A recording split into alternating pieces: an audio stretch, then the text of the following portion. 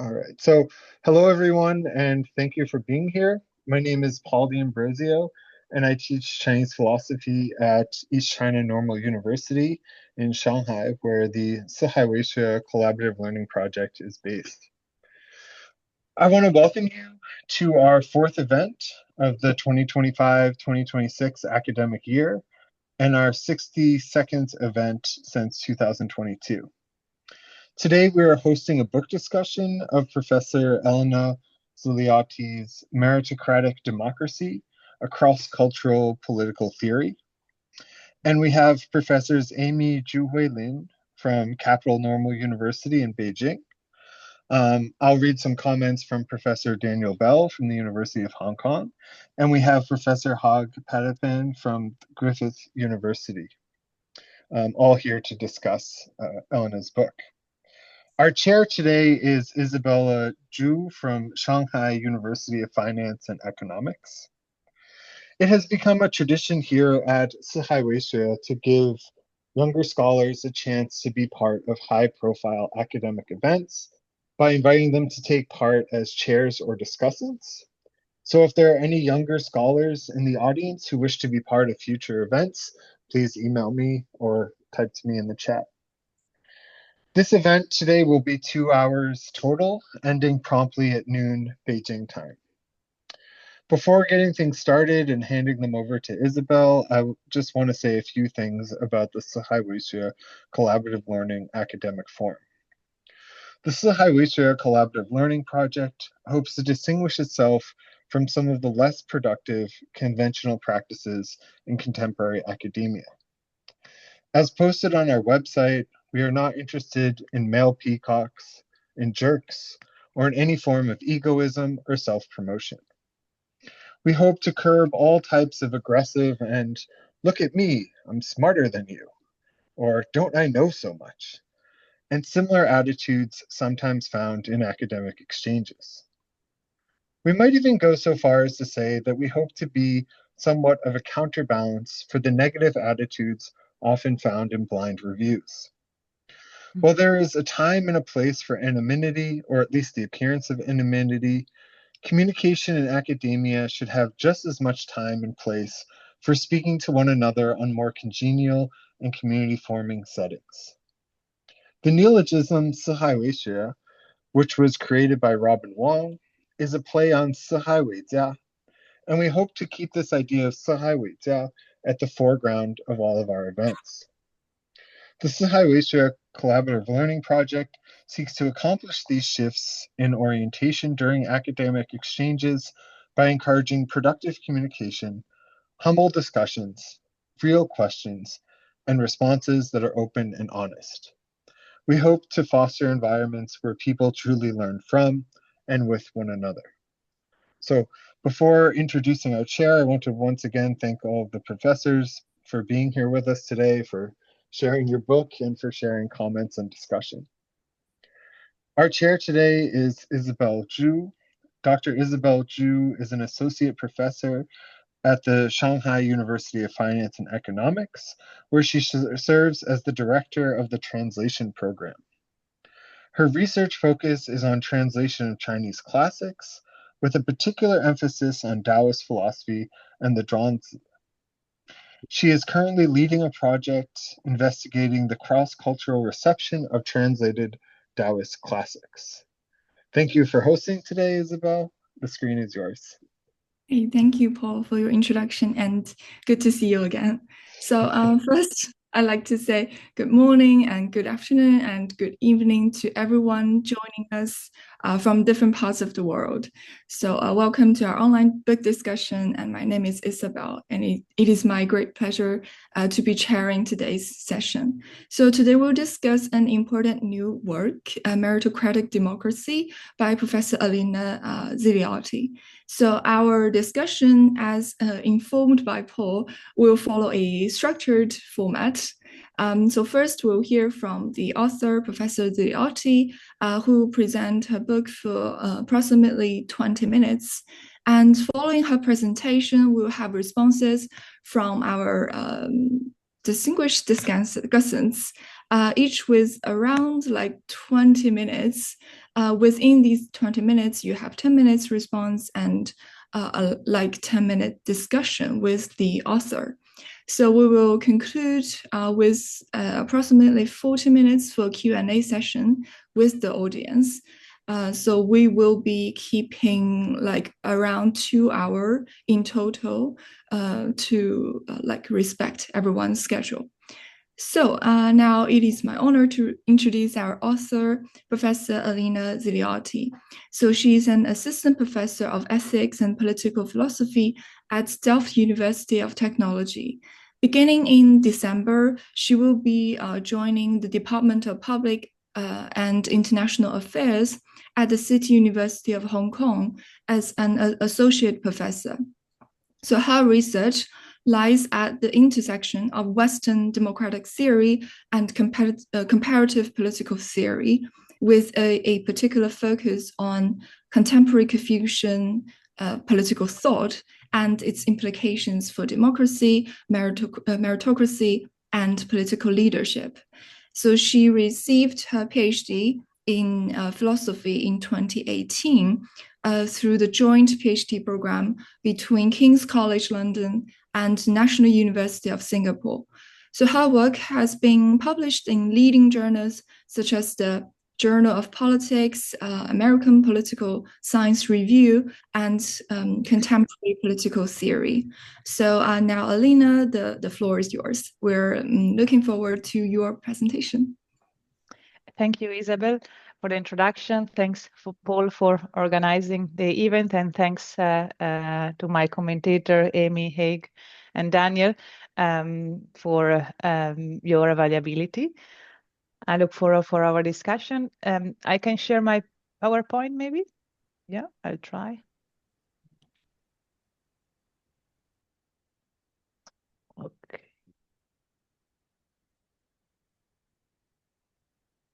Okay, can you see my slides? Okay, good. All right, so in the next 20 minutes or 15 minutes, more or less, I will try to explain what the main problem that this book aims to address is.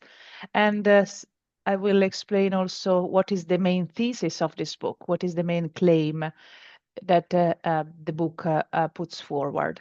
Then I will move to talk a little bit about the methodology, how I develop the theory of meritocratic democracy.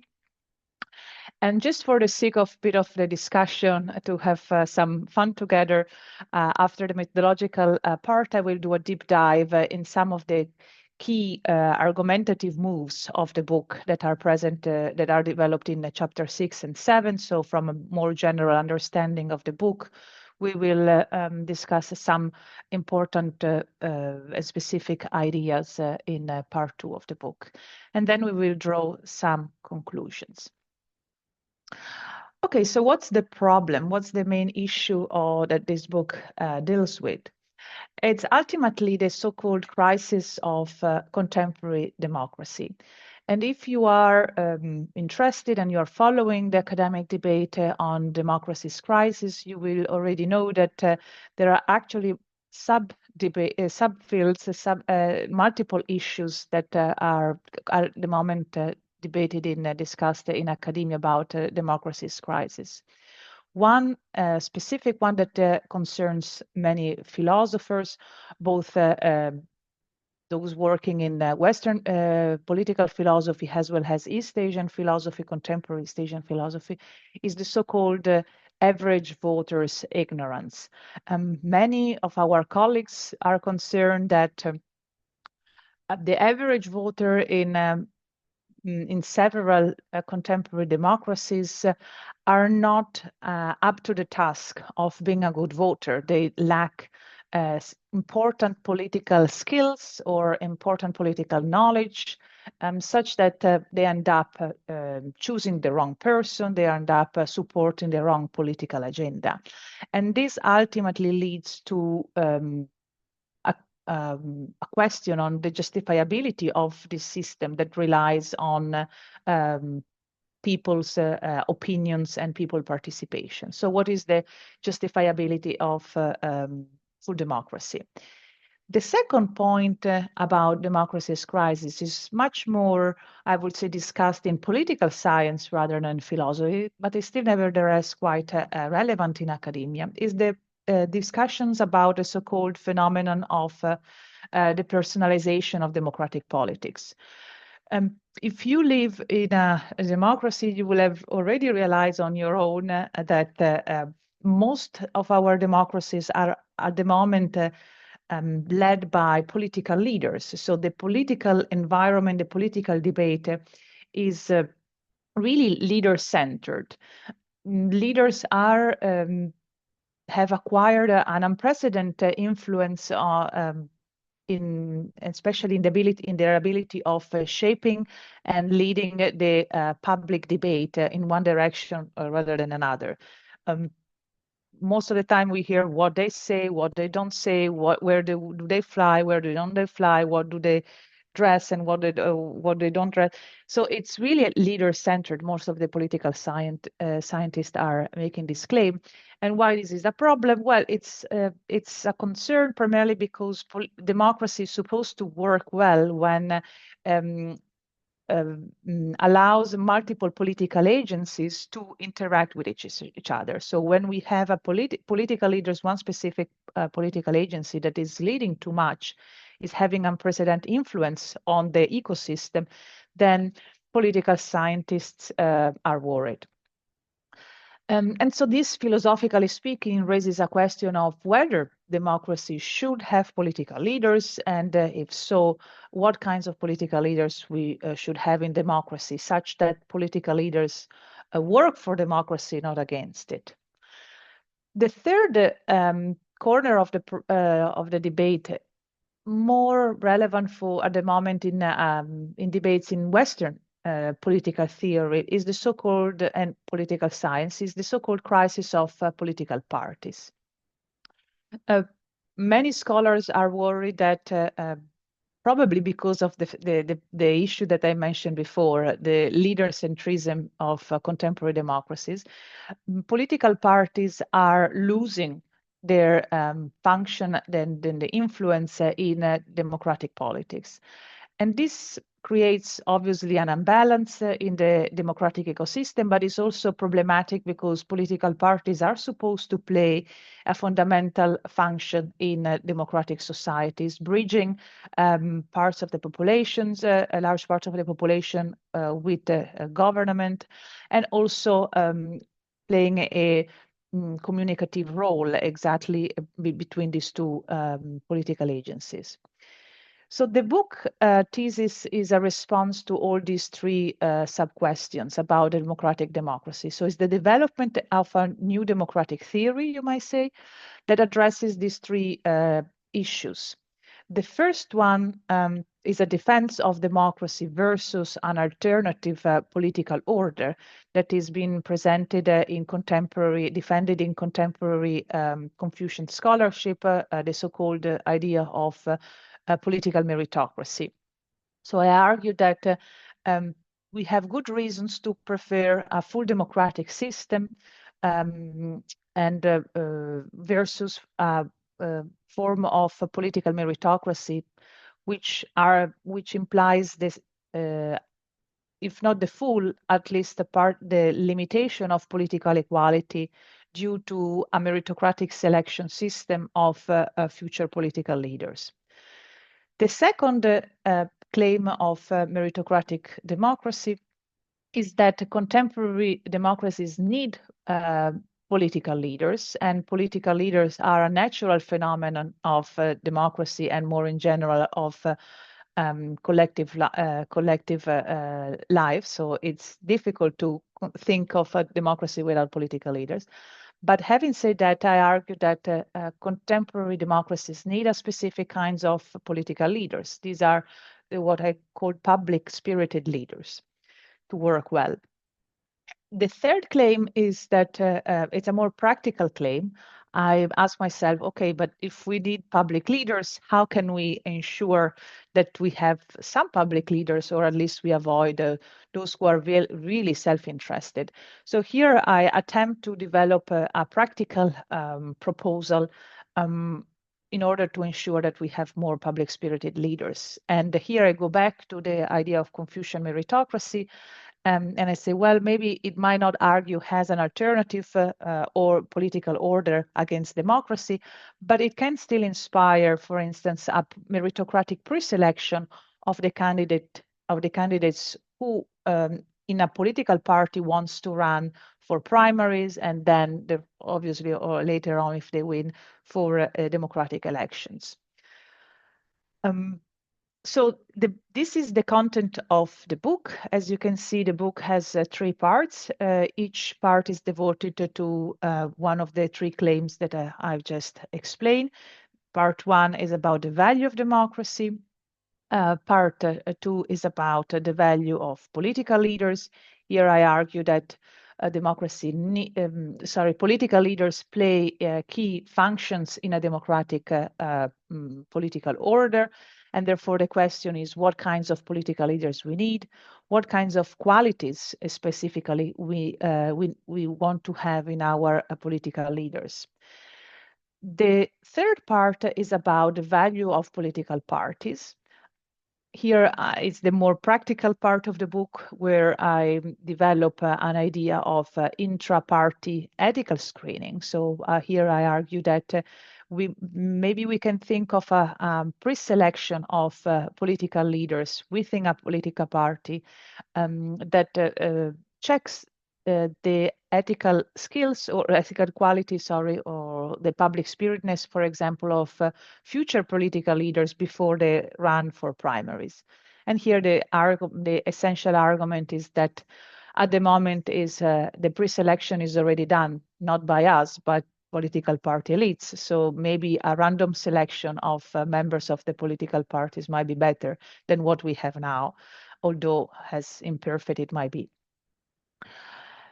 So let me just explain a little bit more about the methodology of meritocratic democracy. Meritocratic democracy is a cross-cultural theory. It develops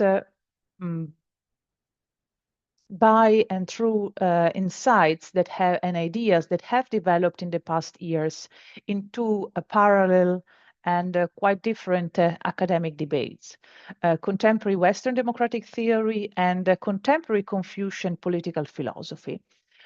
I've been tracking and reading and studying these 2 debates, and I've always been very fascinated about the similarities and differences between these 2 debates, primarily because it seems to me that they unfold against very different backgrounds, especially when it comes to democracy. If you read about democracy in Western democratic theory, you realize that most of the authors engaged in the debate are concerned with the crisis of their democratic systems. And so the crisis of democracy is really what is driving most of the debate. And so at the moment, you have a lot of discussions of democratic innovations, as you can imagine. But so the crisis is in the background. But then when I read contemporary Confucian political theory, whether the authors defend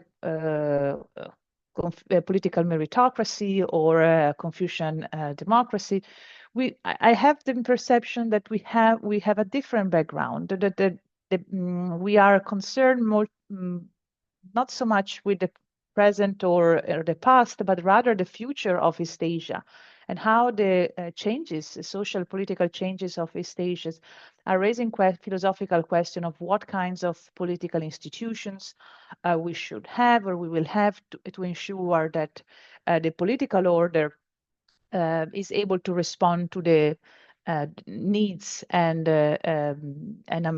desires of contemporary stations. So I think there are quite striking differences between these 2 debates, but at the same time, there are similar questions that are discussed in these debates. All these authors are interested in democracy for different reasons, maybe, but they are interested in the ability of democracy to generate good political outcomes, and they are interested on the relations of democracy and pluralism. So there are similarities. There are important similarities.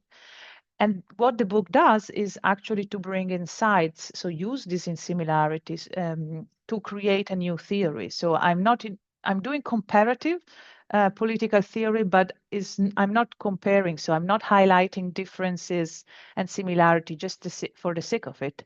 I'm using these resources to generate a new normative theory. So it's comparative in method, but the ambition is quite different, and then it's not just comparative, it's to do something else. Okay, so this is a very general introduction of the book.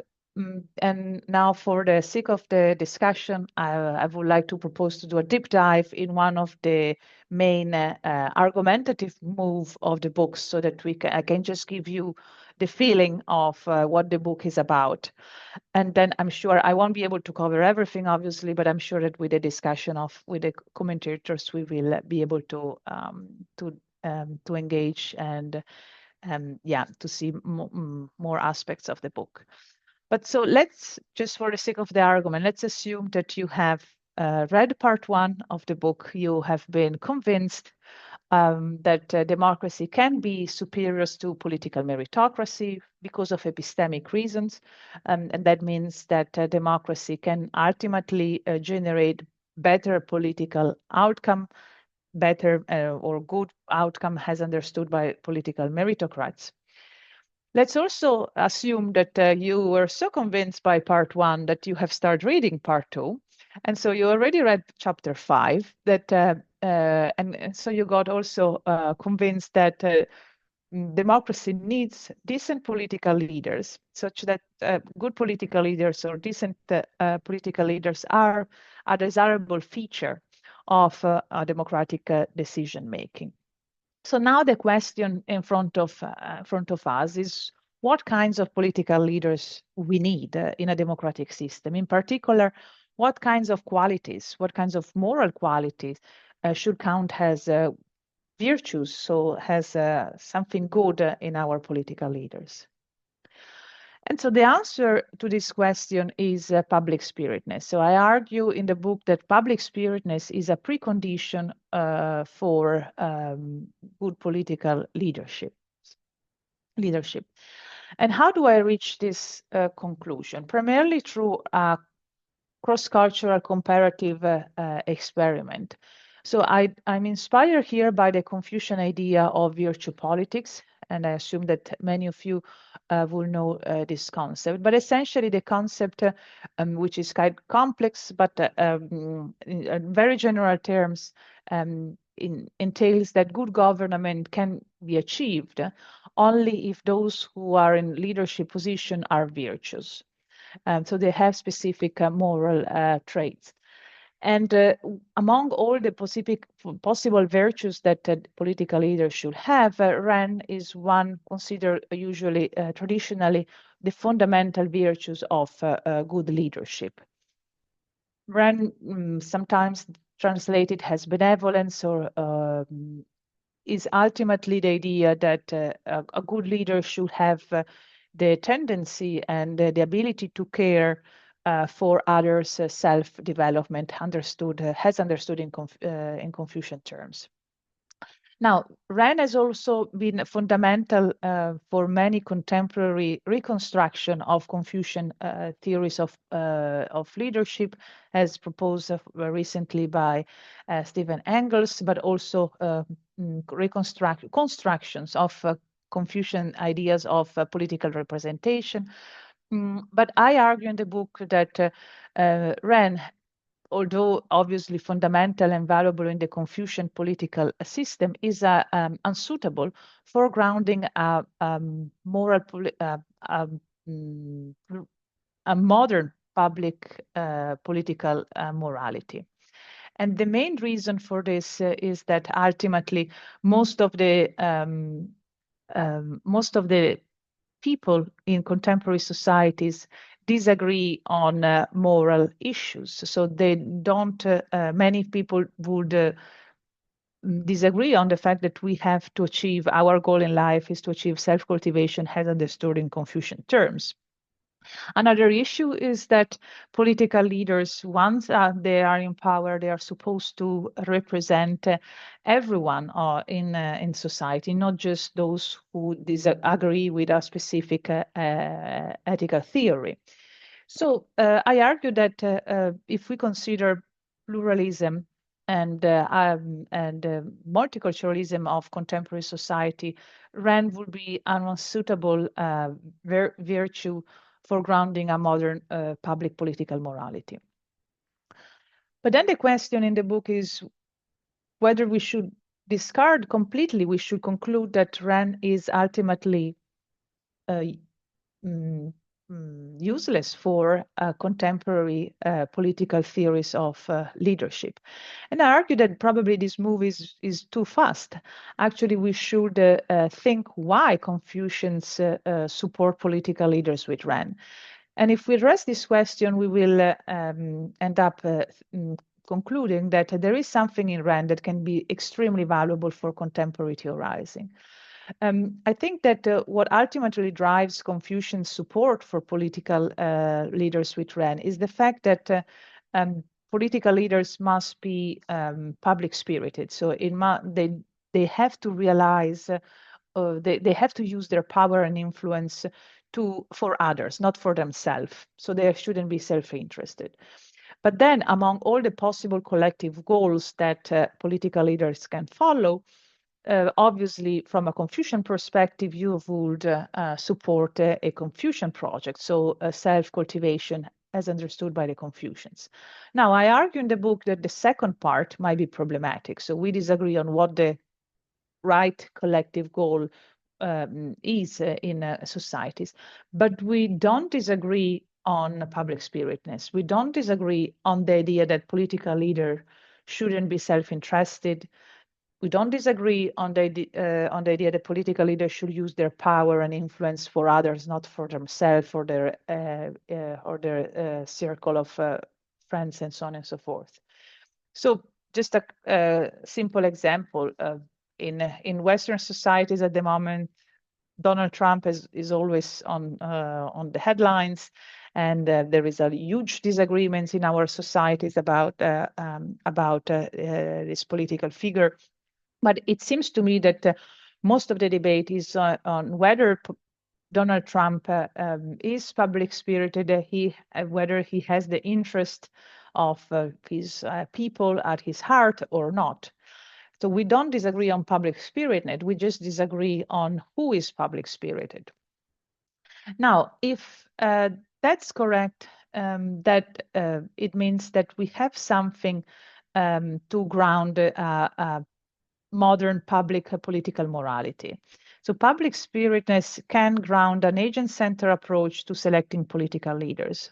So we have work out a kind of fundamental virtue that is inspired by Confucian thoughts, is quite different from Rand, but nevertheless can guide us in understanding what kinds of political leaders we want to have in a contemporary democratic society. And the book goes in this direction in developing a public political morality. So it tries to explain what kinds of virtue we want to have in a contemporary society, specifically in our political leaders. Public spiritedness is the most fundamental virtue, has in the Confucian tradition we have run, but the book also explains that perhaps we can think of second order virtues like political humility, deliberative stance, and honesty. Now, we won't have time to I don't have time, unfortunately, to explain other parts of the book, but I hope we will certainly actually do that later on in our discussions. Let me just conclude what, in my opinion, are the main advantages of meritocratic democracies versus other theories in Western and Confucian political theory. I think in relation with Confucian political theory, meritocratic democracy can provide a more convincing way to explain how democracy can incorporate idea of virtue politics, but at the same time rejecting political meritocracy. So it remains a democratic theory, but it can propose an interesting way, hopefully, to explain how you can endorse the idea or remain attached to the idea of virtue politics and at the same time being democratic. In relation to Western political theory, I think it provides a new perspective on debates on the function of political leaders. There are very few Western political theorists, and Haig is one exception. He has wrote many beautiful books and articles on political leadership and political leaders. But the majority of Western democratic theorists, surprising, are really not concerned with the political leadership and political leaders in general. And this is quite shocking if you think of the second issue I mentioned at the beginning, so the personalization of democratic politics. It seems to me we need really much more theorizing about political leaders and political leadership. And maybe the book can contribute to bring a new perspective in this direction.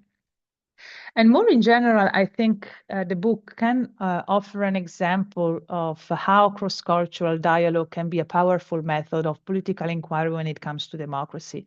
Most of democratic theory is still really Western-centric, Eurocentric. It looks at cases of democracy only in the West, and it relies primarily on in Western philosophical traditions. So I think I hope one of the main one of my main hopes is that this book shows that actually we can do much more interesting things and develop in new theories, novel theories, if we open up our methodological tools and our literature to non-Western political resources.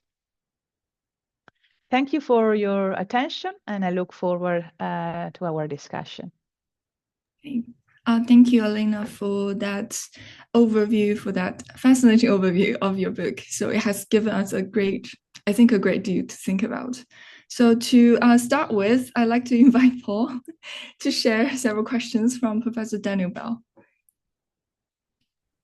Okay, thanks. Yeah, so Professor Daniel Bell wasn't able to join us today, but he sent a couple questions. I think, Elena, you also saw them, so I'll just read both of them, and then you can sort of take your time going through them.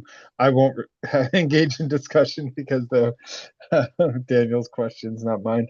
So the first thing he asked to read was just the short blurb that he actually offered for the back of the book. He wrote, "Can democratic mechanisms produce good quality political leaders?"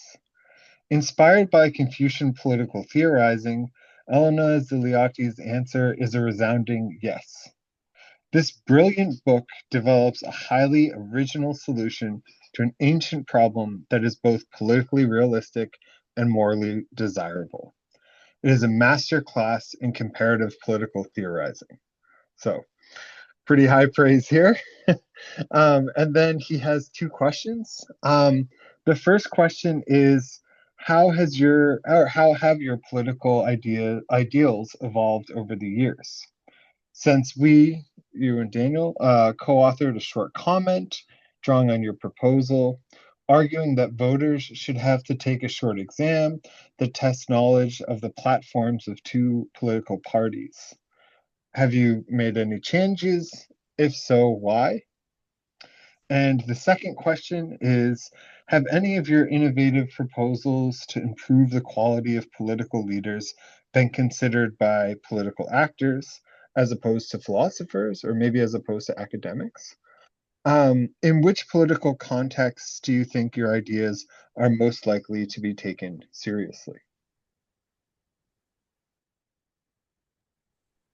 Thanks, Paul. And well, I cannot thank Daniel now, but these are great questions. And so I will start with the first one, how my ideas have evolved over the years.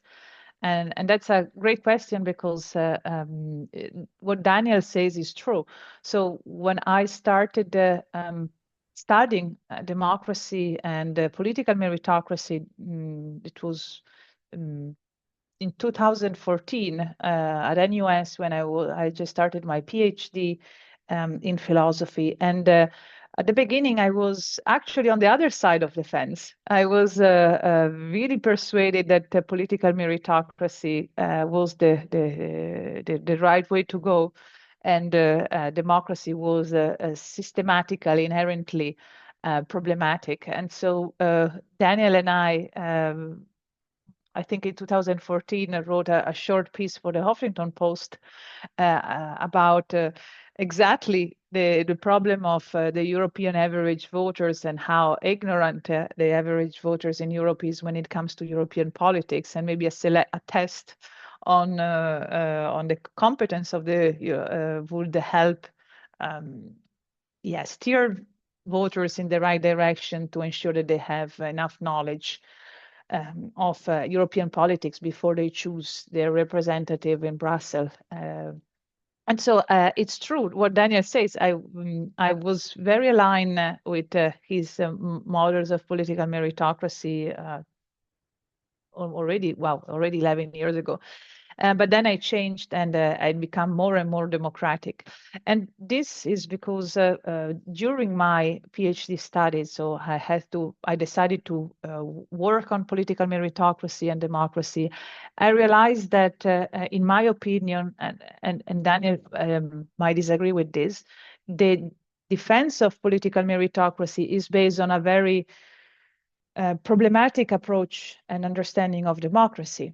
It's most of the time understood as one person, one vote, and then you can derive all sorts of problems with this principle of one person, one vote. But democracy, I became convinced that is much more complex than one person, one vote. Democratic decisions, in other words, depend on the choice and of multiple political agents, and also of what is happening in different parts of societies. So, saying that we have, so I challenge the idea that if things go wrong, therefore we should blame the voters. Because if things go wrong, there are multiple things that are happening at the same time, and it's very complex to pinpoint what has to be adjusted. But definitely there is not only the responsibility cannot be attributed only to the voters. In my perspective, and this is probably because also engaged with the Confucian theories, the voters, the people, are the less responsible usually when it comes to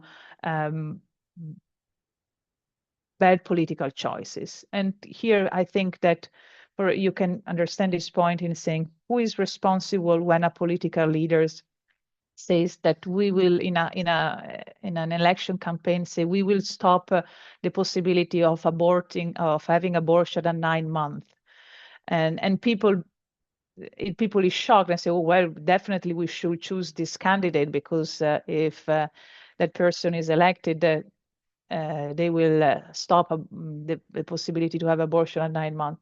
So do we have to blame the leaders for lying that in the country there is a possibility of having abortion at 9 months, or we have to blame the person who doesn't probably know the legal system or the rules of their society, but has trust in the candidates? They are saying the truth, and therefore they vote for them.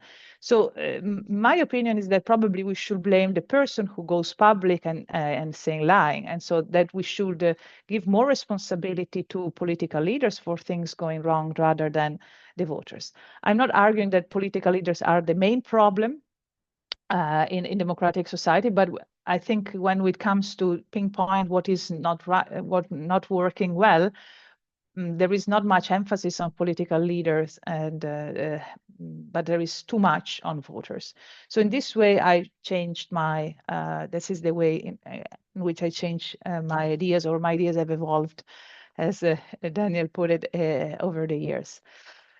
When it comes to political actor and context, I think he refers to the practical part of the book that I didn't mention in my presentation. So is the idea that if we agree that democracies around the world need public-spirited leaders, then probably one way to ensure that we have more public-spirited leaders is to have ethical screening within the political parties of the candidates who want to run for primaries. And I argue that this is obviously inspired by the meritocratic theories of pre-selection of the leaders, but it can be done by a random selection of a randomized group of party members. And so the question, Daniel's question is, what kinds of political actors can be interested in this, or who have shown, I think, interest in this proposal, and in which context this proposal we think it might work or be more useful. So when it comes to political actors, I have to say that the book was published only last year, so as of now I haven't received any request of trying it out in the real world. So far it remains a philosophical proposal, but I hope that maybe I wouldn't say not even trying with political parties, but I think political scientists might want to try and see and test it whether it works or not. So that my practical proposal is more an invitation to elaborate it further. So I'm a philosopher, so I cannot make the empirical research to ensure that ethical screenings will work. But I can, as a philosopher, understand what are the reasons, the pros and cons from a normative perspective to go in this direction rather than the other. But it's also an invitation for political scientists to see together whether it works, whether we have to change it, how we can improve it, and so that's, I hope that it can leads for some further discussion. In the context, again, I'm not so sure in which context this will be more well received. In my perspective, and one of my hope is that it will be received well where political parties are in crisis, where, for example, there is a need for a different idea, a different strategy to revamp political parties. That was also what I proposed in the book. But again, so far I haven't received any political request to try out these ideas, but I hope that it will happen maybe in future. Great. Thank you. Thank you, Elena, for your response. So I guess now we move on to our first discussant. So now it's a pleasure for me to introduce Professor Amy Huiling Zhu. So nice to meet you again. So Professor Amy Zhu is from Capital Normal University in Beijing. So she holds a PhD from Tsinghua University and has dedicated many years to studying and teaching political philosophy and ethics. So she was recently, if I'm not mistaken, it's the year before last year, a coordinate researcher at the Harvard Yanqing Institute, and is a renowned translator of some of the major works in political philosophy into Chinese, including Justice, What is the Right Thing to Do, The Conservative Mind, Moral Dimensions, and Encountering China, etc. So now let's invite her to share some of the insights with us. So now I will hand it over to Professor Zhu. Hi, thank you, Isabelle, for your nice introduction of me. Hi, everyone. Hi, Elena. And thank you so much for your ideas. And I love this topic and this book so much so that I have many questions rather than just two, as Professor Daniel Bell did. So, firstly, I would like to say some contributions about this book. Professor Elena Ziliotti's book has profound meanings to contemporary political discourse, as we all feel we are now living in an era of great political complexity. Having gone through much chaos, we have come to realize even more clearly that political leaders must possess the corresponding virtues. Professor Elena Ziliotti's book directly confronts this situation and seeks to provide solutions at the epistemic level. It brings together insights from parallel debates in Western and Confucian political theories to offer a new theory of democracy, meritocratic democracy. I have quoted a passage from the book that I believe best captures its main message. Although Professor Elena Ziliotti had already provided a summary, I would still like to share this excerpt again. Meritocratic democracy embodies the idea that democracy is a superior decision-making principle to identify and effectively resolve issues in modern industrialized societies, one in which professional political leaders are required to fulfill epistemic functions and encourage citizens' active and constructive political participation. Meritocratic democracy is inspired by the concept of virtue politics, which originated from Confucianism. It aims to identify the necessary moral qualities of political leaders and utilize this information to pre-select eligible candidates for leadership positions. In addition to multi-party elections, it incorporates a meritocratic screening process conducted by passion juries, which evaluate potential leaders for public spiritedness, humility, non-factionalism, honesty, and a deliberative stance. The ultimate goal is to prevent the negative consequences that may arise from questionable quality of leadership in democratic systems. We can see from this the author's approach and her core argument. She strives to introduce the essence of Confucian tradition into contemporary Western democratic theory and practice, thereby addressing the shortcomings of democracy and enabling democratic practices to achieve the best possible outcomes. It seems to me that this book contributes in many ways. Firstly, this book emphasizes the importance of virtue for political leaders. As a Chinese who grows up within the tradition of Confucianism, I very much agree with this idea.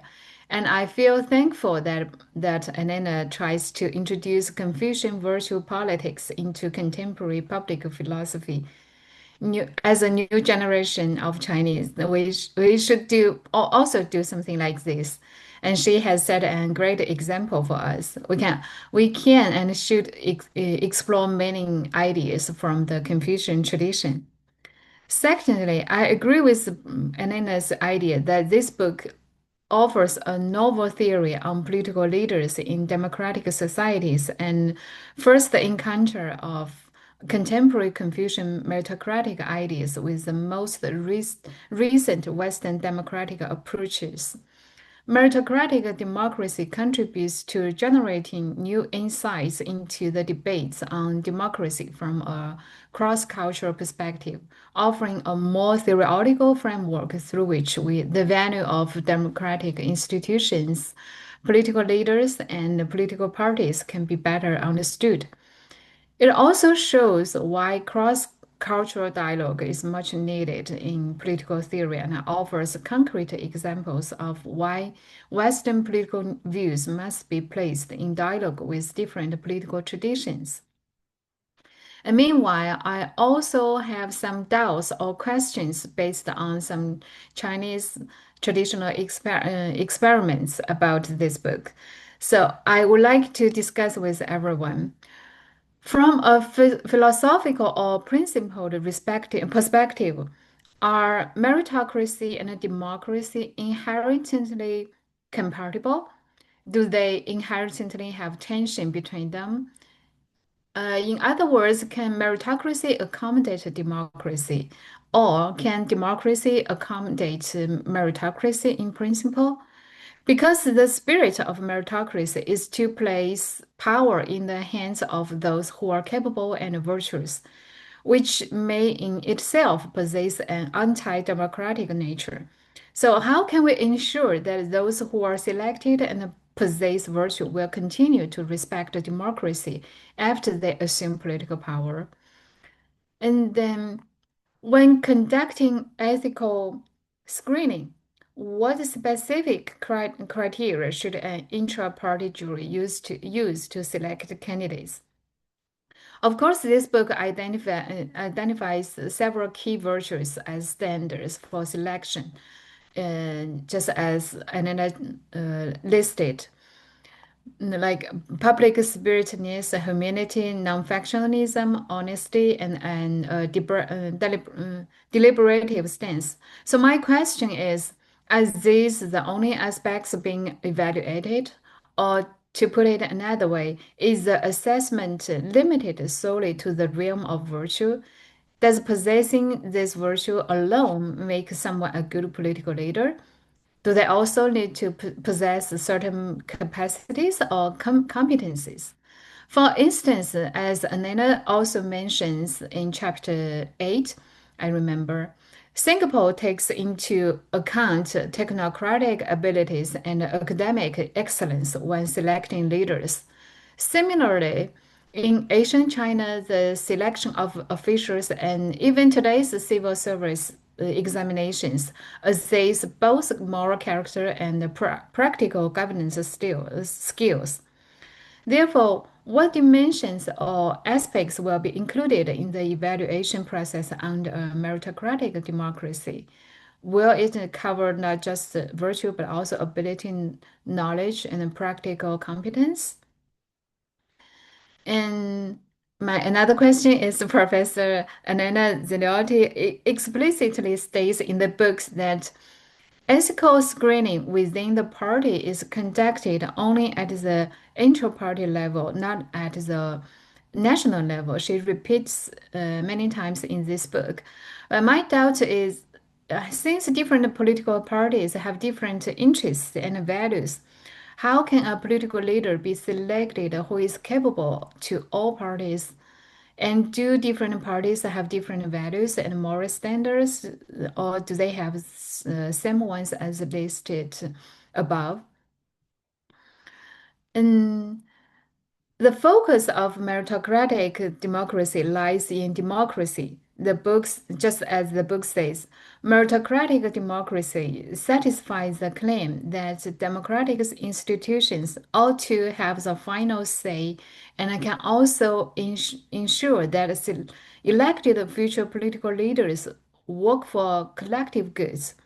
So what should we do, or what should be done if the individuals selected through an inter-party jury are not accepted by members of other parties or by the broader public?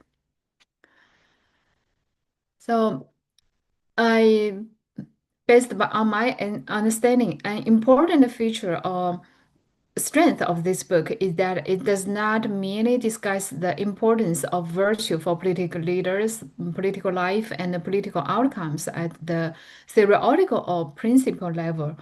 It also propose on the epistemological and operational levels some concrete methods for selecting political leaders drawing on practical experience, such as those of Sun Yat-sen and Singapore, for example. It suggests establishing an inter-party jury to select political leaders. However, this approach raises several potential issues, as I thought. Firstly, who decides and selects the member of this jury? Could it be the long-standing senior figures within the party who have traditionally had the power of discourse? If so, how can their own legitimacy and impartiality be ensured? Just as Professor Elena Ziliotti asked in Chapter 8, why should the backbenchers in Rosenbluth's and Shapiro's account of democracy be public-spirited and commit to the party's success instead of using their influence on the choice of the future political leaders to pursue their self-interest and consolidate their power within the party? I think we can also ask Elena the same question about the intra-party jury. Secondly, the intra-party jury system itself also has its problems, and it reminds me of certain systems in early Chinese society, particularly the nine-rank system. As we all know in history, China established the censorship recommendation system. Starting from the Han Dynasty, official appointments were based on recommendations rather than clean lineage. From Emperor Wu of Han to the Eastern Han Dynasty, many prominent officials rose through this time. This not only shaped Han era politics, but also institutionalized meritocratic ideas, motivating individuals to cultivate virtue and competence in pursuit of social status. However, this system's reliance on recommendation created opportunities for manipulation, undermine its purpose. In response, the Cao Wei regime during the Three Kingdoms period introduced the nine-rank system, 九品中正制, where imperial appointed censors, it's also called in Chinese 中正, evaluated candidates across nine rankings based on family backgrounds, moral character, and talent. They assessed the officials based on merit, morality, and social status, though it later became biased towards aristocratic families. These assessments were submitted to the court for official appointments, with moral and intellectual merit remaining central to the process.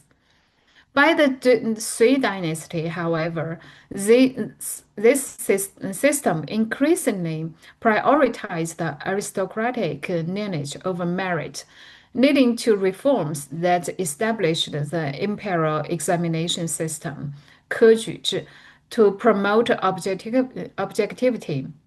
In other words, this kind of system is easily corrupted in reality. So I wanted to ask, how does this intra-party jury avoid this kind of danger? And thirdly, setting aside the legitimacy of the jury itself, how can we ensure the legitimacy of the ethical screening process? How can we prevent people from pretending to possess the virtues that meritocratic democracy claims to require? And how can we truly identify those who genuinely embody these virtues? In mainland China, when people got a new job, they not only undergo a physical examination, but also take psychological tests. When I took the psychological test, I knew what kind of answers they are looking for. So I knew how to respond. As far as I know, most other people do the same. So of course, I believe that an intra-party jury will certainly have more sophisticated and comprehensive evaluation methods. But how can we prevent people from deliberately pretending or tailoring their response to fit the current criteria? This is a matter that warrants serious concern. Moreover, another issue that deserves vigilance is how can we ensure that the selected political leaders continue to uphold their virtues after assuming power. As Professor Daniel Bell has observed and acknowledged, through the process of selecting political leaders and civil servants, Chinese have always placed great emphasis on assessing their virtues. Yet, to our surprise and disappointment, some of them are quickly arrested for corruption. So, are there any empirically grounded institutional mechanisms in place to ensure that those in power continue to hold on to their virtues once they are in office? I'm sorry, I have too many questions, and that's all. Thank you. Thank you, Professor Zhu, for your very thoughtful and very intriguing comments and questions. So, Alina, would you like to respond? Yeah, I'll try. Thanks, thanks, Amy, for the very thoughtful comment and questions. This is I don't think I will be able to address them fully today, but I hope we will meet one day in person so we can have a nice conversation on all of your ideas. And so I'll start from the first one on the meritocracy, democracy inherently incompatible. Well, it depends. This is not just my view. I think based on also the literature, it depends how you understand meritocracy and democracy. So if you take them as a overarching principle, so ideas of political orders, then I think you end up arguing that they are incompatible. So if we think political meritocracy or meritocracy has a political order, and then it's very difficult to make it compatible with democracy because a meritocratic selection will ultimately restrain and limit political equality, and that makes it incompatible with democracy. But if you take them not as overarching principles, then it's possible to make a combination, and hence the idea of meritocratic democracy, so that you can find ways to maintain, for example, in meritocratic democracy, maintain political equality while injecting meritocratic principles. And this, I think that's where you were heading with this question. It's already happening in practice because, for instance, in many democratic societies, you have political institutions that are meritocratically selected, especially when it comes to experts or agencies. So yeah, it depends how you read, how you take meritocracy and democracy. At what kinds of political level you rank them as principles. Okay, second question, specific criteria for ethical screening. Are these the only aspects that have to be evaluated? What about, especially you're saying, knowledge, look at the Singapore and China case. So my proposal is actually a real proposal for further discussion. So that's how I understood this part of the book. And this part of the book, I thought has to be inside the book, because if without a practical proposal, the theory would have been so abstract. But then and so I say I need to give the reader just an example of what is of how this idea can be put into practice. But then once you write the political proposal, the practical proposal, that opens another set of questions because it's a practical question, and there are so many issues in trying to figure out that these practical proposals work. But the spirit in which I wrote this practical, the ethical screening, pre-ethical screening proposal is really like for an invitation for further discussion. So I'm really open to any possible improvements or change, and I say maybe we should just test it. We should discuss about it to see whether it works or not. So I'm not completely fundamentally committed to the ideas. Is really like, if we can improve it, yes, why not?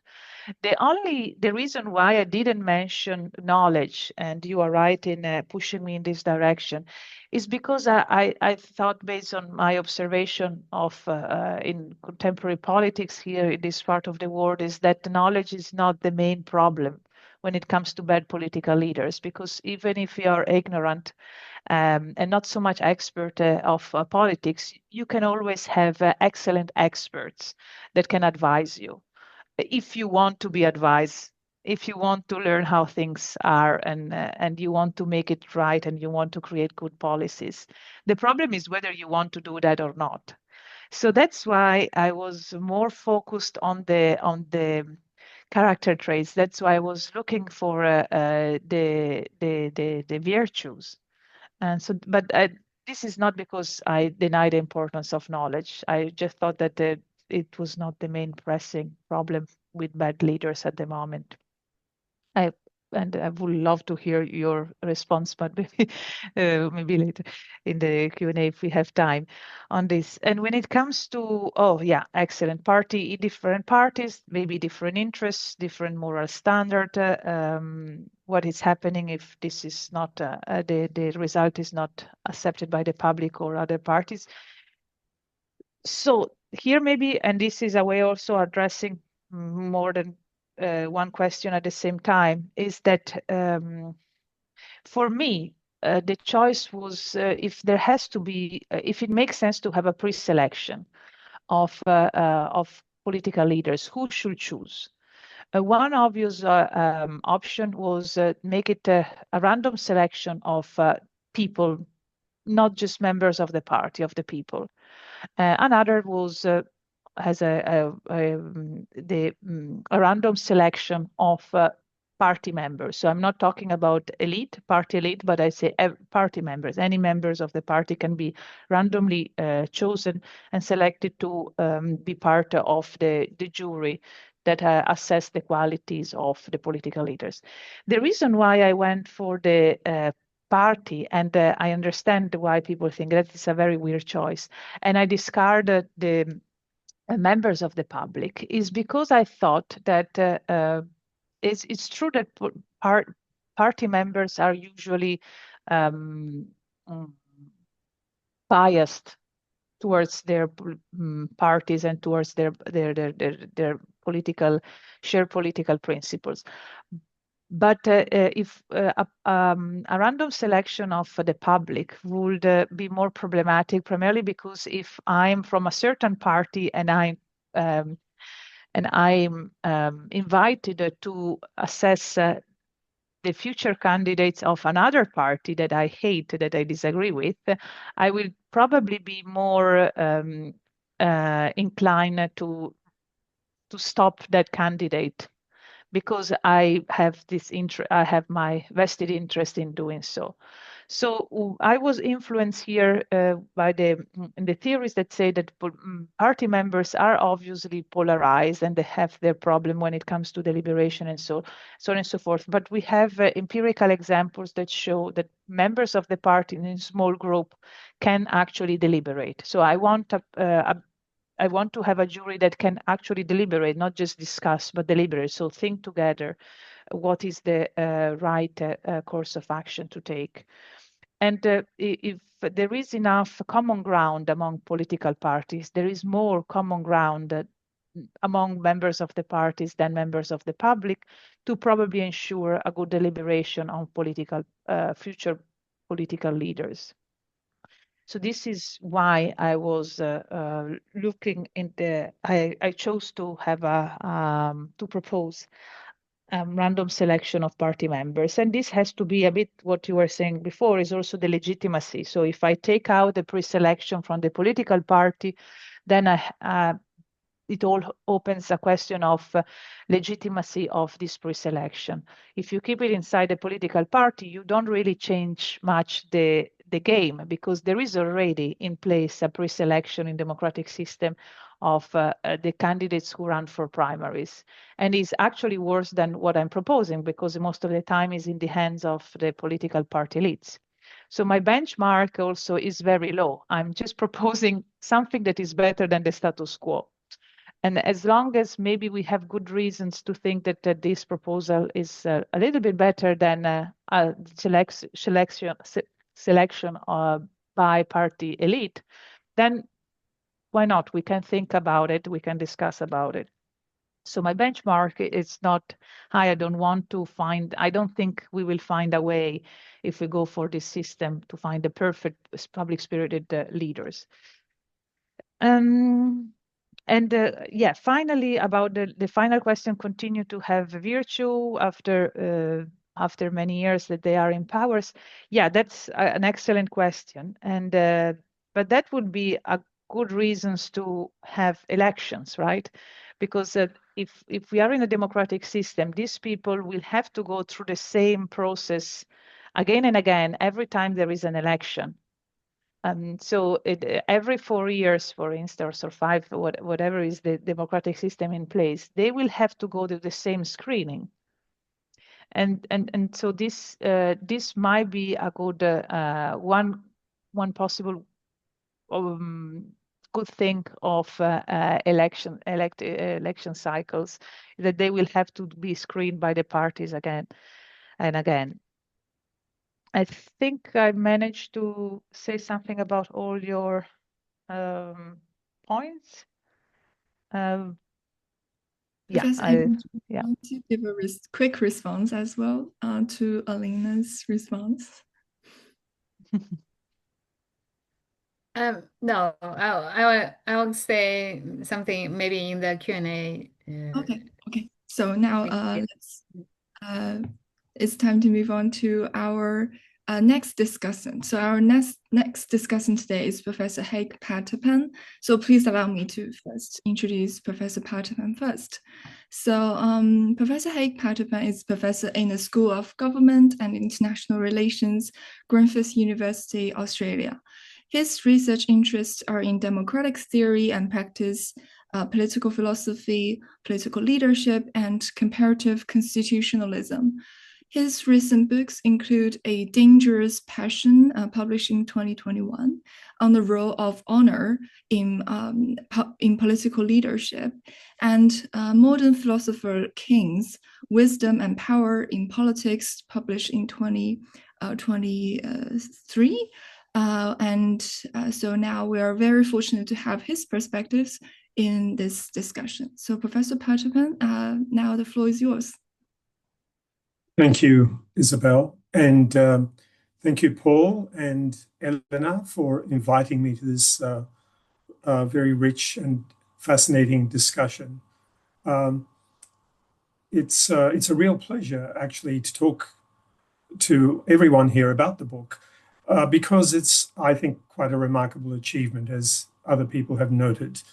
It engages a really extensive scholarship in a very thorough and fair, I think it's fair to say, in a fair way.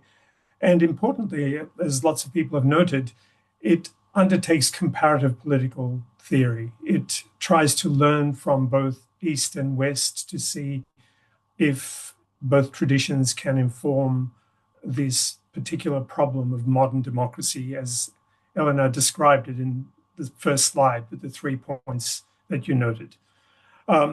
If I may, I'm going to briefly comment on 2 things. One on the epistemic argument in your book, and the other one, what you call the agent-centered approach, which I think is about political leaders.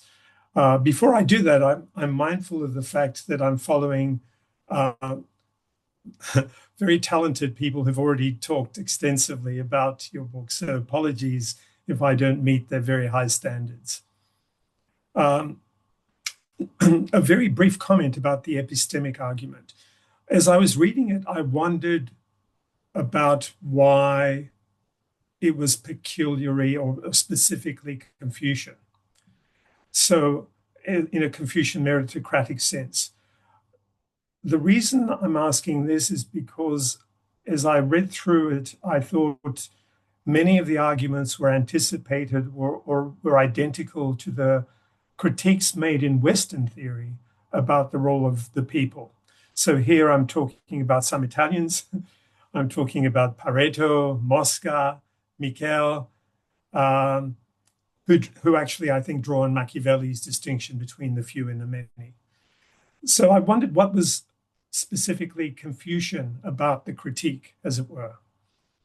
And related to that, and this I came to realize subsequently when I was doing some research on propaganda, in addition to these elite theorists, there's scholarship on propaganda theory and modern public relations that makes similar arguments.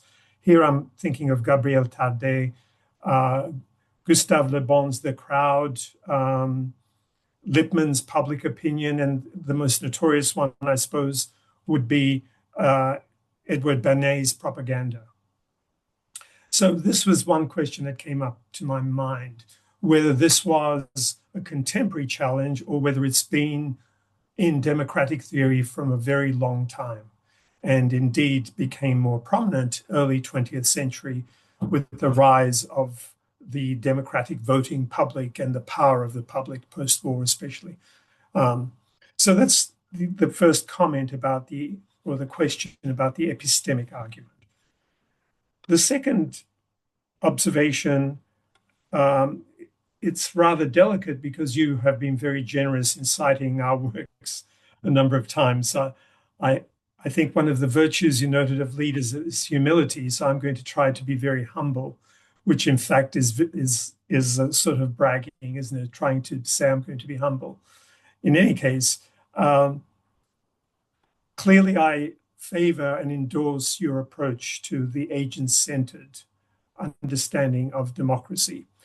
That leaders do matter, unlike the prevailing views of scholars in democratic theory, and that we should seriously think about how they matter and what we can do with leaders. In saying that, I'm mindful of the fact that, as you correctly note in your remedies, the leader and institutions and the attempt to have virtue through one or the both is in a way utopian, because they rely on each other mutually, and therefore you can have corrupt people and peoples producing corrupt leaders, and you can have a virtuous leader amongst corrupt people, or you can have virtuous people amongst facing a corrupt leader who will degrade them, as it were. And then you have the modern ambition to solve all these problems through institutions. Think of the Federalist Papers, Montesquieu with the separation of powers and so on. If only we can have the perfect clockwork so that things will be solved, is a noble ambition, but really does not appreciate the complexity of the interrelationship, the dynamic interrelationship. So keeping that in mind, I thought your attempt to engage with virtues was commendable, virtues of leaders. And I understood why you were aiming at humility, non-factionalism, being deliberative, and being honest. I think it was on page 124 of your book, correct? I also understood why you turned to Ren, because you want to, in a sense, engage with Chinese or Confucian-based democracies, and Ren becomes an appropriate entree into understanding this. But as the virtues you solicited from that tradition indicated, Ren may not be the complete virtue. I think Bai, Tongdong Bai, tries to talk about Ren as a comprehensive virtue. So whether Confucianism is a theoretical or a sociological fact, it may be that we need to turn to Ren. But I'm just now trying to invite you to think about someone in the Western tradition that confronts your problems and indeed tries to address them in a more comprehensive way. And the person I'm thinking of is someone who tries to combine virtue and the episteme argument, as it were.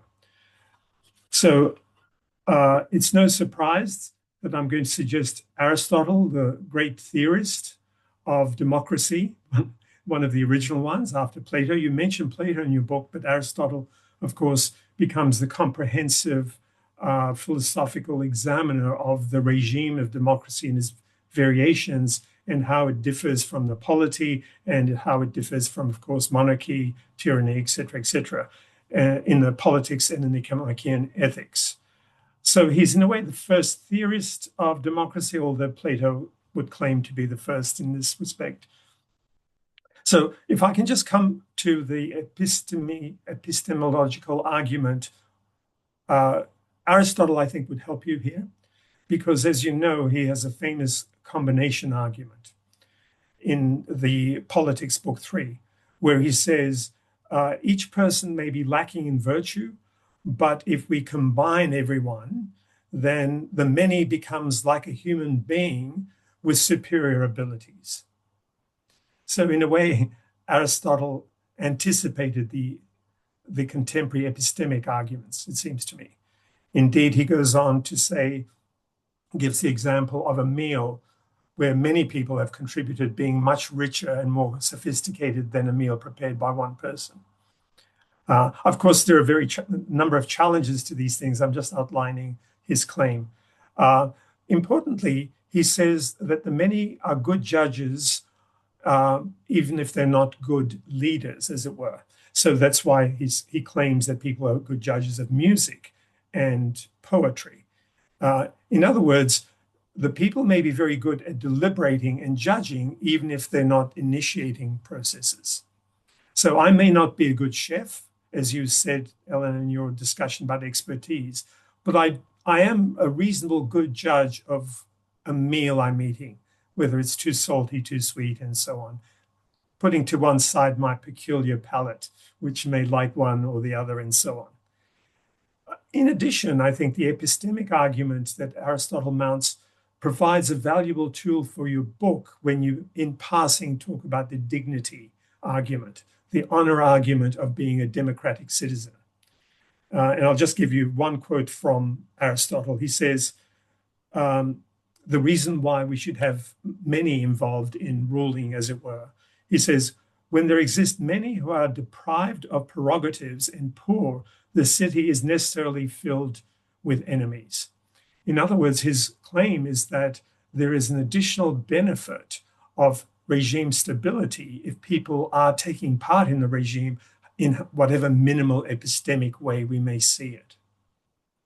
So there are epistemic arguments and also honor and dignity arguments that transform democracy into epistemically and in terms of stability, a superior regime.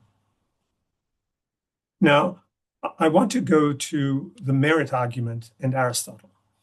I've always been troubled with the definition of merit employed in this debate altogether, because I think words are asserted like morality, virtue, knowledge, and we want people to do those things and be those things, but it's not clear what those things mean and how they're interrelated. I take Professor Zhu's very elegant summary in her questions as a combination of capable and virtuous. I think that would summarize what we're looking for. Now, it's here, I think, that Aristotle, I think, will be very helpful for you. Aristotle, as you know, famously distinguishes between the intellectual virtues and the moral or ethikos, the ethical virtues. For example, he distinguishes between wisdom and prudence and the moral virtues of justice, liberality, moderation, courage, and magnificence. Now, it strikes me that what you're looking for, actually, in looking for the capable and virtuous and meritocratic leader is the prudential leader, the phronesis, someone who negotiates between, and this is the really interesting part about phronesis in discussion in the Nicomachean Ethics. So phronesis is to be distinguished from techne, which is the ability to, look up YouTube about how to do plumbing. You can repair something, you can be taught how to repair, and then you do an exam, can you do this? And also episteme, which is knowledge, but not just knowledge in kind of, advanced calculus, but in a sort of wisdom knowledge way. So phronesis is a sort of praxis in between those things, and therefore very difficult to define. And because people can't define it, they think it doesn't exist or we can't deal with it and so on. But I think most people, when they deal with someone who knows or possesses phronesis and someone who doesn't, can make a distinction on this basis. So phronesis, I think, would be useful for you because it incorporates both episteme and morality, ethics. Because, as Aristotle says, you need morality or ethics to be a prudent person. You can't, so in other words, we can't reduce phronesis to calculation. It's not the fastest way to get somewhere. It's not what is was the most efficient thing. It's whether we should do something and then what is the best way. They're both related, the moral end and then the praxis or the direct path. Importantly, for the purposes of your discussion, phronesis is acquired through practice, and it's demonstrated through practice and through increasingly more serious and onerous leadership roles. So one can acquire phronesis, but in demonstrating it, one can show whether one possesses it to an adequate level. So possession and demonstration rather than exams and tests are the way we test phronesis. Because as Professor Jus elegantly demonstrated, if you have a series of questions you need to learn to pass an exam, well, you study those questions and you pass the exam. But we're not looking for that for judgment. We're not looking for whether you have an ability to study questions and answer. We're looking at people who are capable of office. So insofar as democracy fragments offices and elevates people on the basis of their phronesis, it provides the means for more meritocratic leadership. The second point related to that, I noted that the ethikos, the moral virtue that Aristotle elevated was magnanimity, megalosoukia, the grand-souled person. I think this person is the public-spirited person that you have in your book, and it's also the transformative leader that is mentioned in the scholarship. So the public-spirited or magnificent person is contemptuous of private gains, especially monetary gains. And what they're really keen to do is display their superiority in virtue. And they do that especially through acts of public sacrifice in demonstrating their virtue. So they seek honor, but not simply honor for its own sake, but honor as a recognition of their exceptional character and virtue. So, as I say in my, the Dangerous Passion book you quote in your book, it can degenerate into love of wealth and love of profligacy, love of grand displays, but not always, because in its original form, it manifests itself in a heroic way in defending your country on the battlefield or in major projects where you achieve greatness for your people or a cause, and more generally, without seeking anything more than the recognition that you helped achieve that, without obviously showing that, because in doing so, you like humility that you elevated as one of the virtues. So my suggestion is, instead of reconstructing the virtues as you do in your book, you already have a long tradition, at least in the West, that has already attempted to do this through its conception of virtues, both intellectual and moral, and through this unique thing called phronesis that elevates individuals to official capacities and makes them virtuous within certain offices. And I think that might help you in your future deliberations. I think that's all I want to say for now. Okay. Thank you, Professor Patapan, for the rich analysis from multiple perspectives, including propaganda, merit, and virtue, and etc. So, and also for your questions. So, Elena, would you like to give a quick response? Yeah, I'll try to be quick, although it will be difficult. Thank you, Haig, for your excellent comment. There is a lot of food for thought. Yeah, I'll try to address some of the key points you have raised.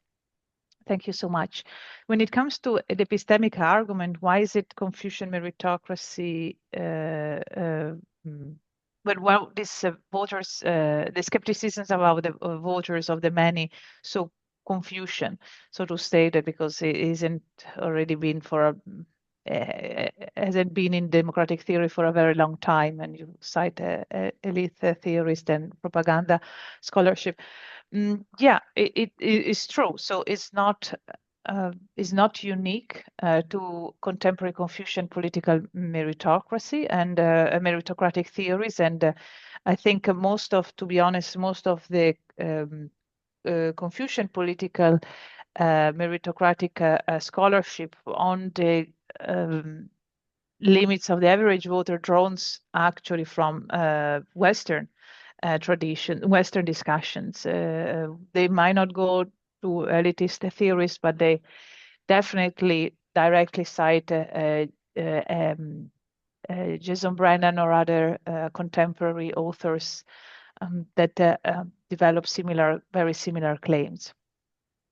But at the same time, I also think that there is something a little bit intrinsic in the Confucian tradition, primarily because, and here that's the big debate, I would say, one of the main issues between the so-called Confucian meritocrats and the Confucian Democrats is how to interpret certain skepticism towards people's political abilities that is present, that is clear in the ancient Confucian texts. So I think that we have passages in the ancient Confucian texts where the masters show skepticism on people's political abilities. And the big question, I think, for many contemporary scholars is how to interpret this skepticism. So the Confucian meritocrats, Tongdong, Daniel, for instance, in my opinion, they think that this skepticism is inherent, is a part of the Confucian tradition. And so then if they make this assumption, then they draw, but we don't have much of sophisticated critical elaboration of this skepticism. And so then their move is to draw from the Western tradition, because here, as you rightly pointed out, there is so much more theories and discussions that have been on this topic.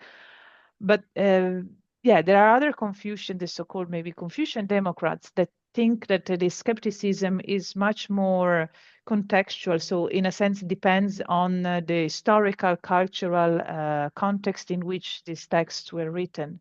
And so this is not an inherent feature of Confucian political thought or a Confucian political perspective, but it can be discarded if we have a good argument to think that the many can do a decent political job. So in a sense, I agree with you. It's not the skepticism is not inherently it's not just Confucian. Some Confucian think it's not even Confucian, but other scholars believe that it's fundamentally Confucian. And so, but as I said, there is a huge debate among these contemporary Confucian scholars on this point. But I think, yeah, your observation was correct. And when it comes to agent-centered approach and how this can be enriched by our a study on Aristotle political thought, I think that's a great suggestion for a future comparative research project. I'm not a scholar of Aristotle, and so I will have to go back and study all the things you have suggested. Yeah, it came to my mind also to be honest, when I was writing that part of the book Phronesis, and I thought that, and I think also the Confucian scholarship, there is already something written about these kinds of similarity between Phronesis and the ability of the good leader that in a Wu-Wei fashion knows what to do. And so there are similarity, and it will be, I take this point on board, it will be interesting to see exactly what is different, if there is, and how, yeah, and how, what are these the similarities and differences to really understand how much we can draw from one tradition and then another. I would also be very curious to study the magnificent person in the Aristotelian sense, to understand if it has the same problem of Ren that I mentioned. So, because Aristotle has also a perfectionist approach to politics, which is quite similar to the Confucian approach. So it assumes a very specific understanding of what is good. And some people have obviously challenge the possibility of the justification of a perfectionist approach in pluralistic society. So that was the reason why from Ren I went down, I scaled down to public spiritness. So what you were discussing, it made me think whether you should do the same argumentative move in an Aristotelian framework. So can you justify magnanimity, or you have to scale down to something as like public spiritness, so something that can accommodate pluralism better. So, but I don't have an answer to this, but I think this would be something I would love to engage and learn more. So I really take on board this suggestion.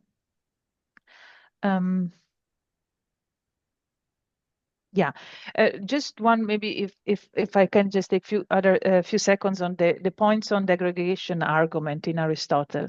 It's true what you're saying, that this is at the core of the first epistemic studies in Western democratic theory.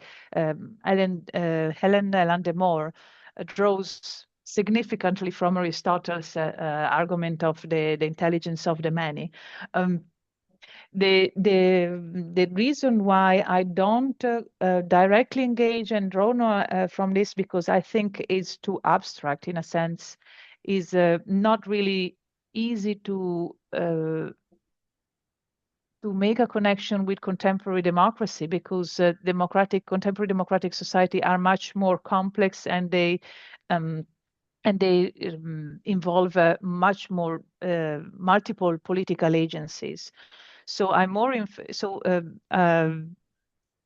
this is not just my point, but some epistemic Democrats have argued that this Aristotelian model that was used, for example, by Landemore, it's quite theoretical in nature. It might have been not theoretical in Aristotle's time when it was designed for a polis, a small city-state, but in contemporary societies, the ability of the many to deliberate doesn't say much about how democratic society, with parliaments, political agencies, and judges, and all these kinds of dynamic and complex environment can be smart, can deliberate well. So you need a different story. So I'm drawing more on the systemic approach to epistemic democracy for that reason. I think I can stop here, but thank you so much for all your insights and suggestions. Okay, thank you, Elena, for your response, and also thank you to both our discussants, Professor Chu and Professor Patapan, for your wonderful conversations. Okay, so now we will have 20 minutes, I guess, to open to the floor to questions from our audience. So if you would like to ask a question, you can unmute yourself, and if you like, you can briefly introduce yourself before asking the questions. And also you can type the questions into the chat box and I will read them out. So anyone from our audience would like to begin? I guess the floor is now open. You can type your question in our discussion. Let me have a look. How can we see that? Do we have questions from? So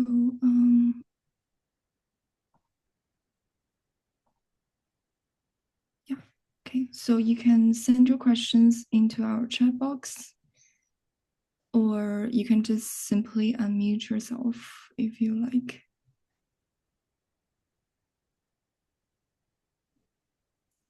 Any questions?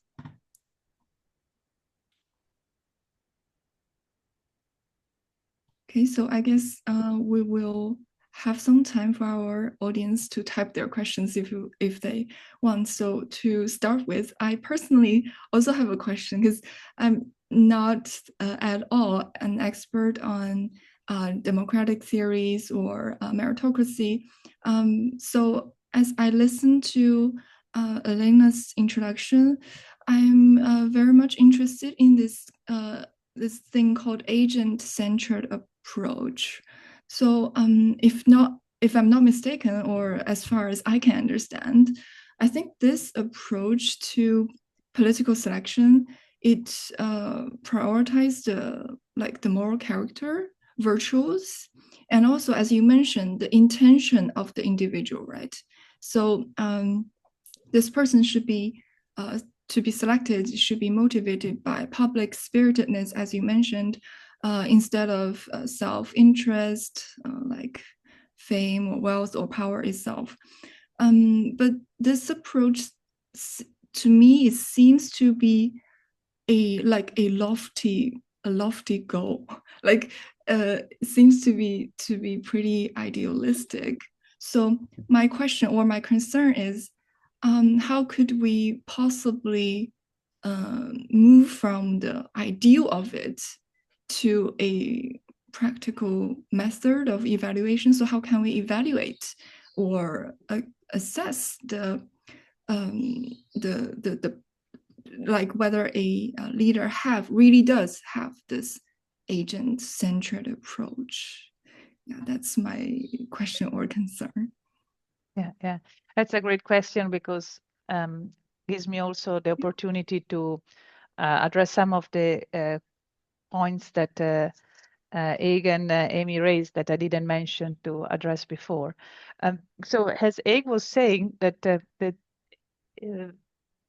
are in the Western political traditions and the East Asian traditions, different approaches. And in the Western tradition, one prominent approach is a more, is not an agent-centered approach, but more an institution-centered approach that says it doesn't really matter what you think, who you are, what are your personal inclinations. What we have to design around you political leaders is a system of rules and institutions that can steers your behavior in the right way or prevent you to do the bad stuff, regardless of what is your personal ambitions, or so we control your behavior from outside. And this cited Montesquieu, but you can see it also, for example, Immanuel Kant says that the best we can do is to design a political system that can be run by rational devils, so very bad people, but can work anyways, right? We have another approach, and so the agency-centered approach goes in a different direction. So we have to ensure that we have good people in power, so that even if the situation around them is very problematic, so we don't have very good rules, we don't get very good institutions, they won't do the really bad stuff because they don't want to do that kind of thing, right? And so this, as I argue in the book, are two different ways of, two different approaches to answer the same problem. How do you ensure that political leaders don't do really undesirable things when they are in power? And in the book, I stress the agent-centered approach, not because I think that the institutional-centered approach is problematic, is inherently problematic, and we have to discard it. I think both approaches have to be considered if in a balance, if you want to have a balanced perspective on how to control leaders. My emphasis on the agent-centered approach is because in the Western tradition is oftentimes overlooked. And so from a cross-cultural perspective, I thought that in the Confucian tradition, the agency-centered approach is actually much more emphasized than the institutional one. Although obviously this doesn't mean that in the institution scholarship, they didn't care about the father, the rule and the institution and so forth. But there is more emphasis on one side rather than the other. And I thought, well, in a cross-cultural debate, this is an interesting point to raise, and we can learn from each other. And from a Confucian perspective, this is a very important contribution that we can bring to contemporary democratic theories that are more Western-centric. Now, having said that, your question is similar to Amy's question. So it sounds good in theory, but then how do we ensure that this works? Because as Amy was saying, if we just ask questions, then hello. Yeah, we have a new member on the audience. So if we ask questions, then it will be very difficult that everybody can fake it, right? So that's true, and I understand that this can happen, but it's also at the same time possible that we can work out and use the science and the knowledge that we can have to work out a more desirable system to assess ethical qualities rather than just questions or multiple choice tests and exams. So what I'm looking is not the examination system or the civil service system has the Confucian political meritocrats, but I'm here inspired more from the jury system. So how juries in certain legal system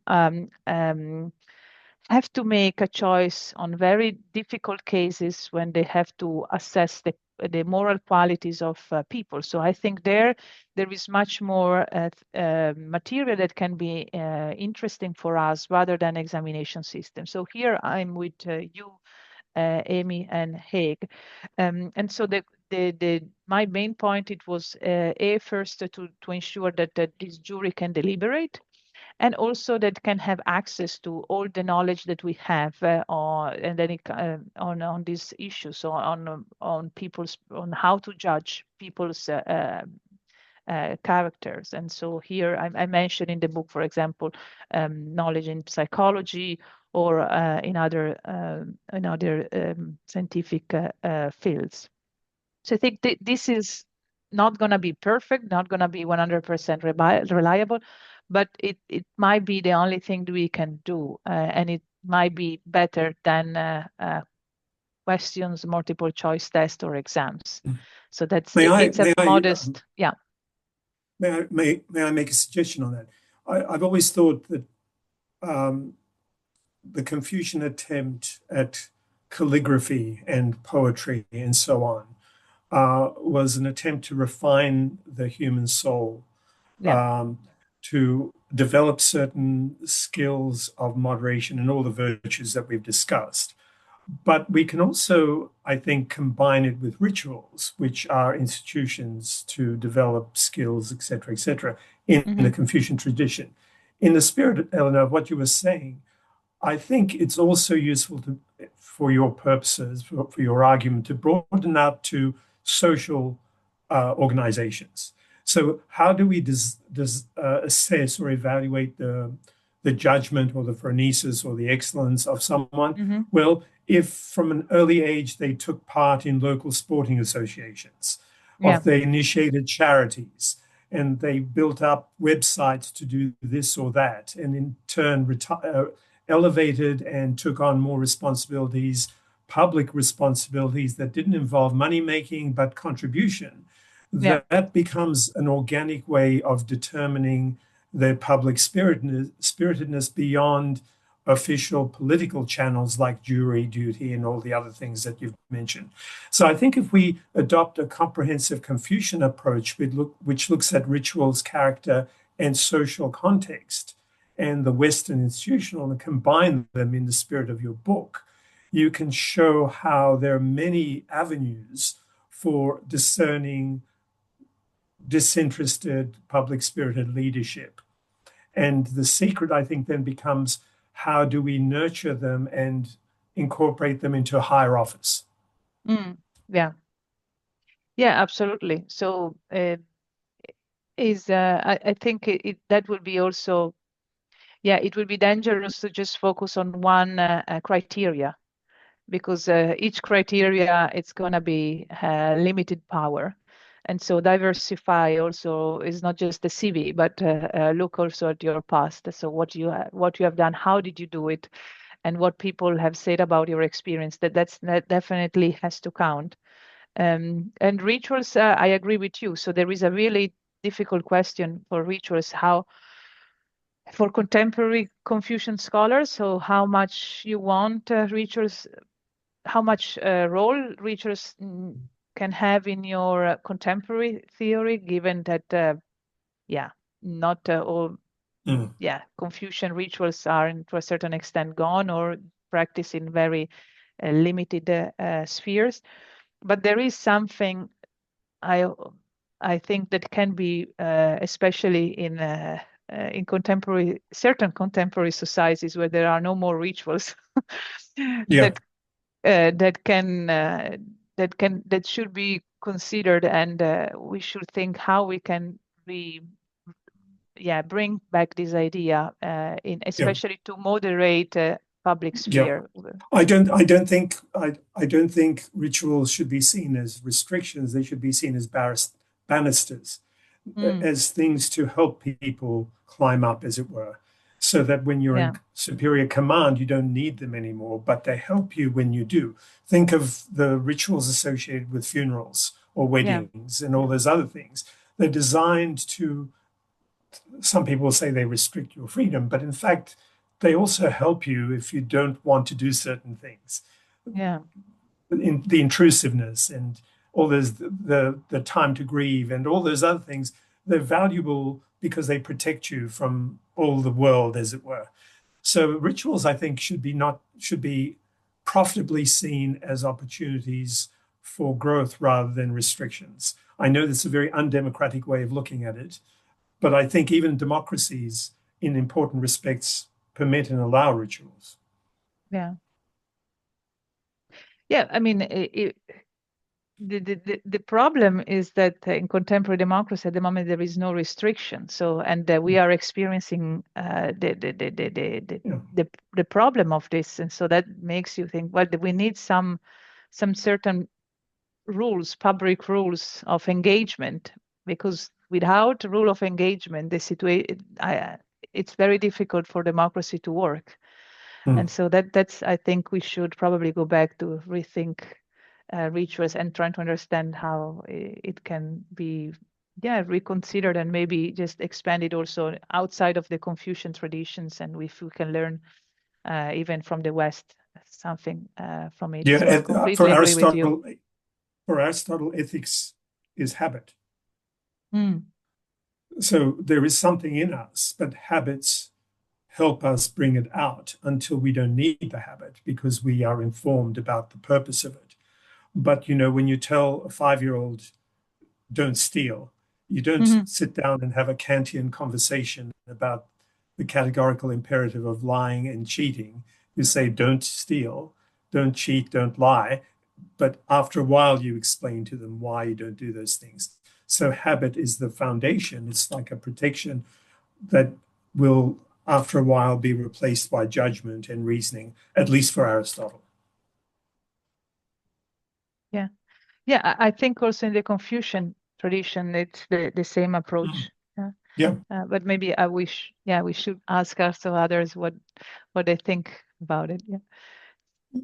So I guess we only have time for like one more question. So if there's any one from the audience who would like to propose any questions, you can just unmute yourself or type it in our chat box. Anyone from the audience? Okay, I guess seems to be there's I guess no more questions. Professor Zhu, would you like to give a quick response if you like? I would like to discuss more, but I got my little monster come back, so I'm sorry, she will mess it. So can I email you more about my questions, or we can discuss more by email? Thank you. Absolutely. And as Isabelle said, that I will soon move to Hong Kong, so we'll be closer, and hopefully we'll have also even an opportunity to meet in person soon. But please do email me. That would be wonderful, so we can continue our conversation. Great news for me. Thank you. Great news for all of us. Okay, so I guess we are approaching to the end of our time. So let me give a conclusion before we leave this room. So I would like to first thank Professor Elena Ziliotti for sharing your brilliant work with us today. And also I would like to thank our discussants, Professor Amy Zhu and Professor Haig Patapan, and also Professor Daniel Bell for his questions, and also for your commentaries and making this discussion such a thought-provoking event. So also I would like to thank our audience for your attendance. And this has been a very intellectually, I think, stimulating discussion.